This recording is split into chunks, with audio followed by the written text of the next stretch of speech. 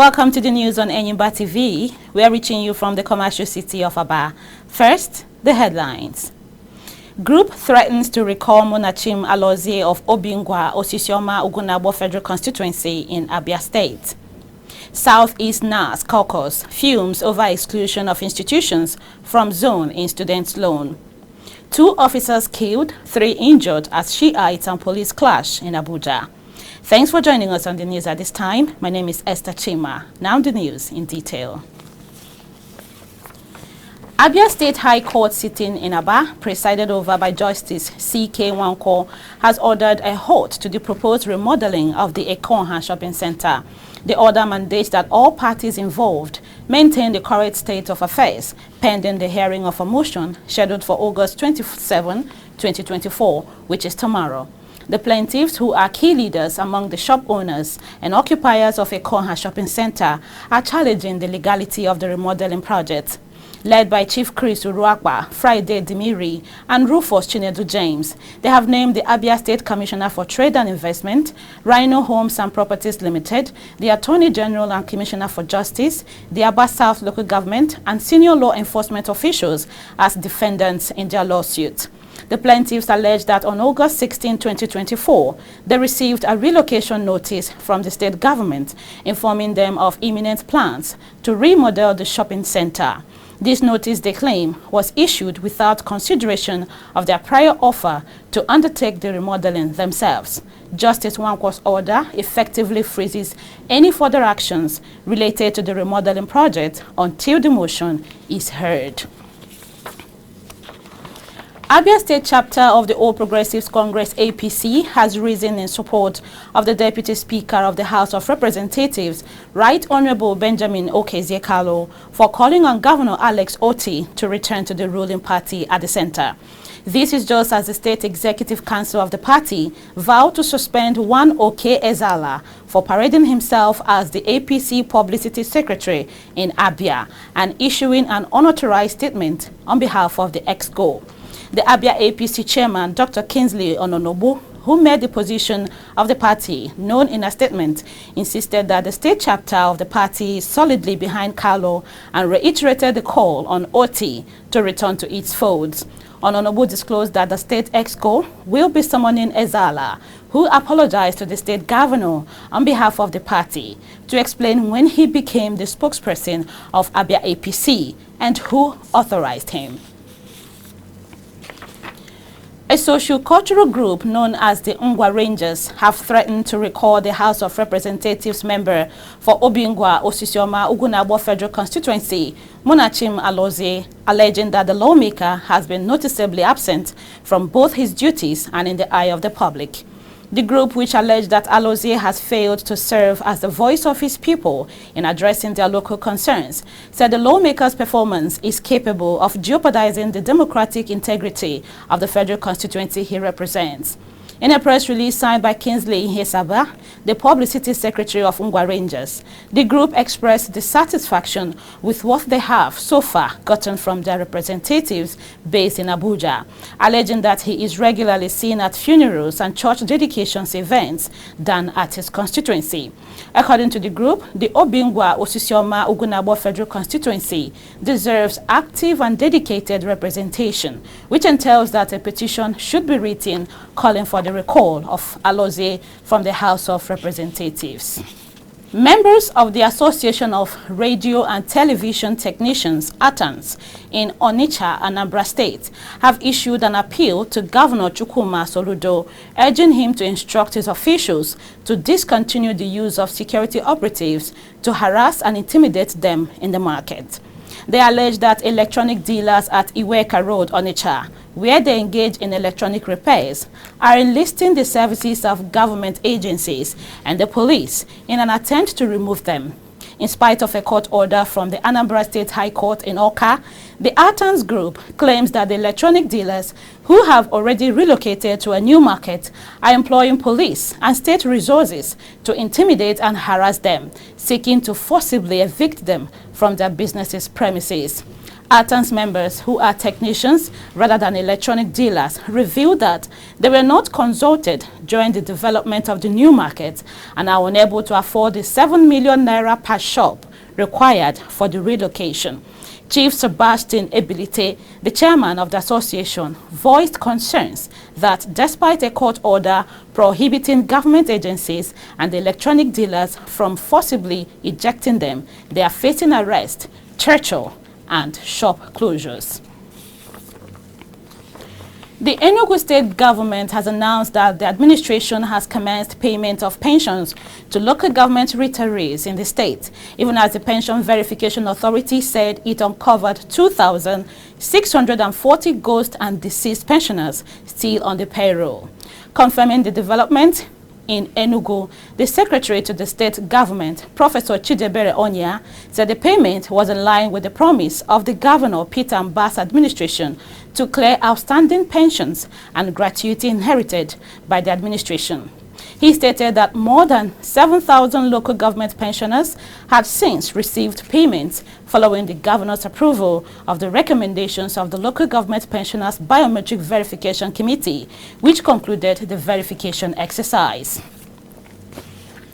Southeast Caucus of the National Assembly has expressed fury over the non-inclusion of students of tertiary institutions from the zone in the student loan disbursement by the federal government. The caucus, which described the sad development as part of marginalization of Ndibo, called on the Nigerian Education Loan Fund, NEL Fund, to quickly address the anomaly. A statement by the caucus said it will not tolerate any attempt to deny students from the zone their rights.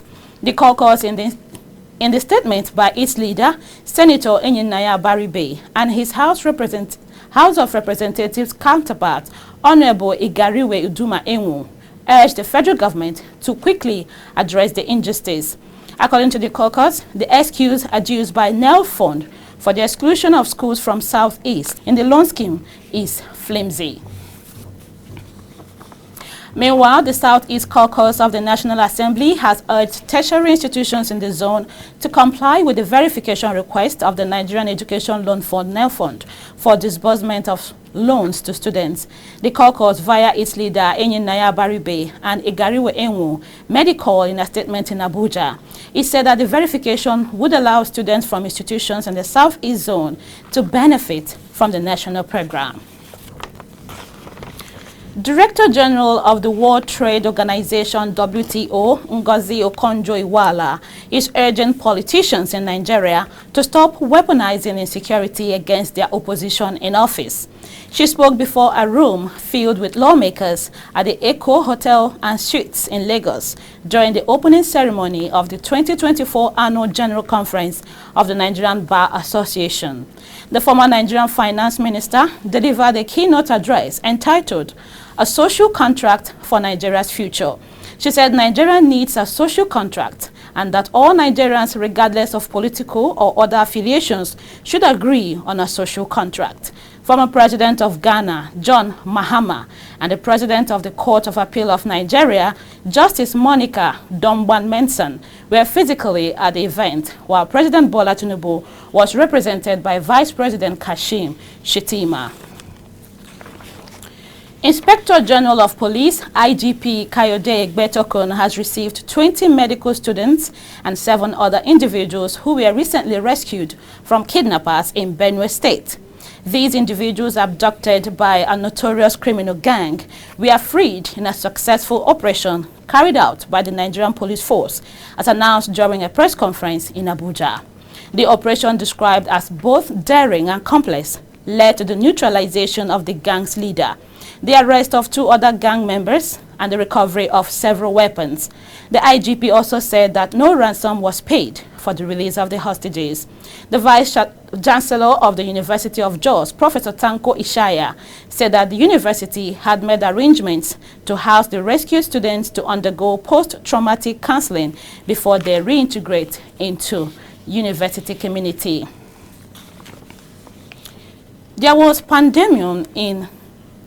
There was pandemonium in Wuse district of the Federal Capital Territory FCT as adherents of the Shia branch of Islam, otherwise known as Shiites, had a bloody confrontation with the police that claimed many lives, while several others sustained various degrees of injuries. The violent confrontation, which degenerated into gun duel, also led to the burning of several police vehicles. Eyewitnesses described the scene as chaotic and terrifying, with the attackers determined. Reacting to the unfortunate incident, the FCT Police Command, in a statement signed by the Commissioner of Police, Benneth Igwe, confirmed the death of 2 of his personnel during the confrontation. He also disclosed that 3 other personnel were left unconscious in the hospital, and 3 police patrol vehicles were also set ablaze. Education Minister Tahir Mamman says underage candidates will no longer be allowed to sit for secondary school leaving examinations. The minister stated this in a televised interview.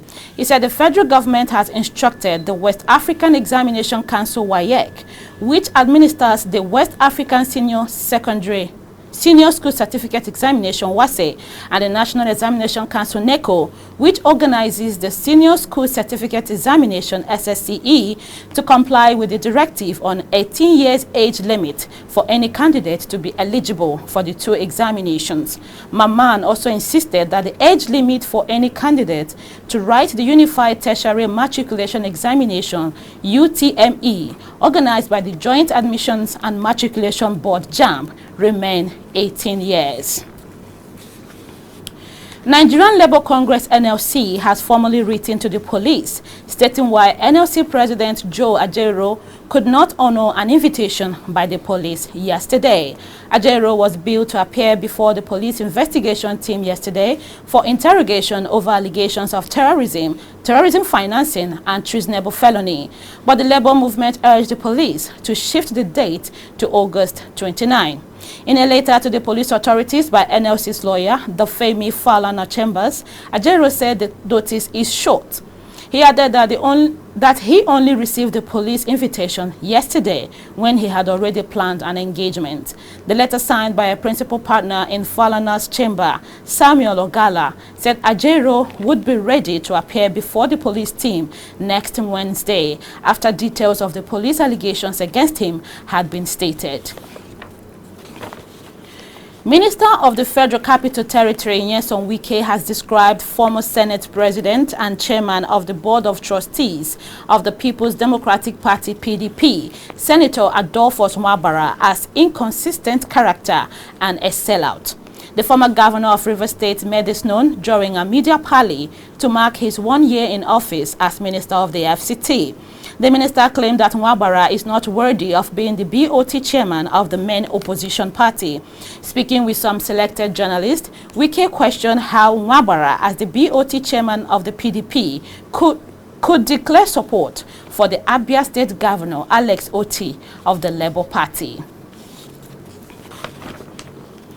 People's Democratic Party's candidate in the last year's Kogi governorship election, Dino Meleye, has accused the party's leadership of destroying it beyond redemption. Specifically, he accused acting national chairman Umar Liya Damagun, national secretary Senator Samuel Anyanwu, and national organizing secretary Umaru Beture of being behind the bad fortunes of the party. Meleye, who was also a member of the National Assembly, has kept a low profile since his loss and refused to challenge the outcome in the court. Meanwhile, Kogi State chapter of the People's Democratic Party, PDP, has described the Senator Dino Meleye as a liability to the party. PDP elders in the state, led by Ibrahim Dansofo, urged the local executive committee in Ijumu to initiate immediate suspension proceedings against Meleye. Condemning his remark, the party elders said Meleye's political ambitions have been crumbled to the point where he can no longer secure a local councillor position. The Minister of Defense, Mohammed Badaru Abubakar, says death Death toll from the recent flood in Jigawa State has risen to 33. Releasing the figure, Abubakar, a former governor of Jigawa State, commiserated with the state government over the disaster as well as families who have lost their loved ones to the flood. He said the disaster affected 148 communities in 14 local government areas, about 50,000 people and over 11,500 households. Jigawa, as well as other states in the agrarian region, records flooding every year, but this has been the worst deluge it has experienced, according to the State Emergency Management Agency, SEMA. Erosion has rendered one of the major bridges in Taraba State impassable. Located in Mayo Kam, a community in Bali local government council of the state. The bridge, which was severely damaged, is linked to the recent rainfall, which lasted for about 6 hours last week. The bridge, which serves as a major connection between multiple communities, including Jembu in Takum, Baisa, and Gashaka at the time of filing this report, has left travelers and transporters stranded, forcing them to seek alternative routes. Local authorities and residents have continued to call on the government to, as a matter of urgency, help in addressing the situation. You're watching Enyimba TV News. After the short break, the news continues with the lead story for the day, in addition to business, sports updates. Please stay tuned. We'll be right back.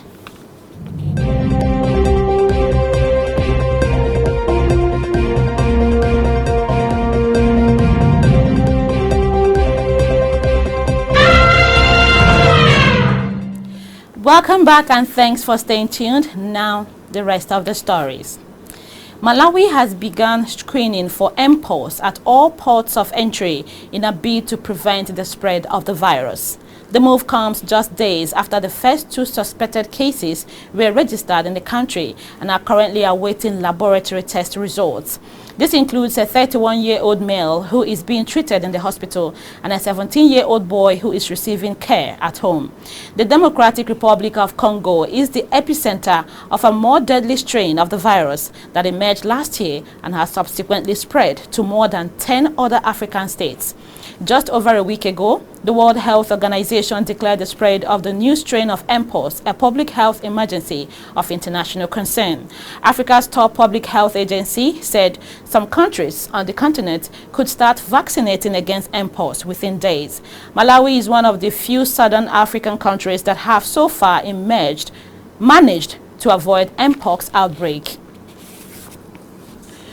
Former Vice President of Nigeria, Atiku Abubakar, is asking federal government to explain why Owando PLC, owned by President Bola Tinubu's nephew, got accelerated approval to buy the onshore assets of Ajib and Eni, while other transactions such as the Shell and Renaissance deal and the Mobile and Seplat deal continue to suffer delays.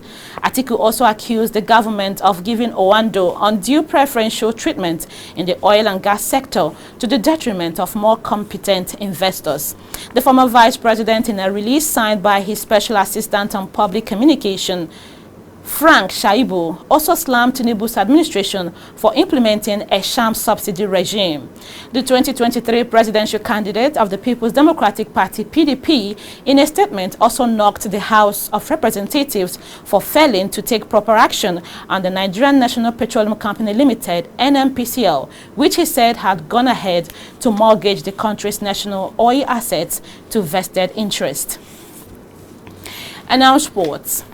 Remo Stars Football Club of Ikene on Sunday at Rabat in Morocco crashed out of the 2024 and 2025 African Champions League in the competition's first preliminary round.